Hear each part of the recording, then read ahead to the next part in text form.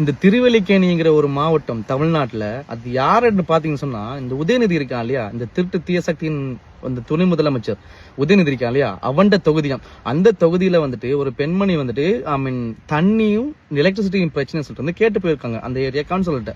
அந்த கவுன்சிலர் கேட்டு போனா அவன் வந்துட்டு ஆள் வச்சு அடிச்சிருக்காங்க எங்களுக்கு.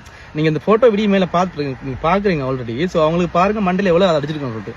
போலீஸ் வந்துட்டு இதுல வந்துட்டு கேட்டிருக்காங்க, அவங்க பக்கம் வாக்குமூலம் எடுத்திருக்காங்க. ஆனா எந்த ஆக்ஷனுமே பண்ணல, எந்த ஆக்ஷனுமே எடுக்கல, அடிச்ச மேல ஒண்ணுமே பண்ணல. பிகாஸ் ஆஃப் ஏன் திமுக காரன் இவங்க ஆளுங்கட்சி அப்படின்னு ஒரு தைரியம் மிதப்பு. ஆனா டாக்டர் வந்துட்டு ஒரு ட்ரீட்மெண்ட்டே அவங்களுக்கு கொடுத்துலையா. டாக்டர் வந்துட்டு அதை அவன் கவுன்சிலர் ஆள் செட் பண்ணி வந்துட்டு அனுப்பியிருக்கான் ஹாஸ்பிட்டலுக்கு.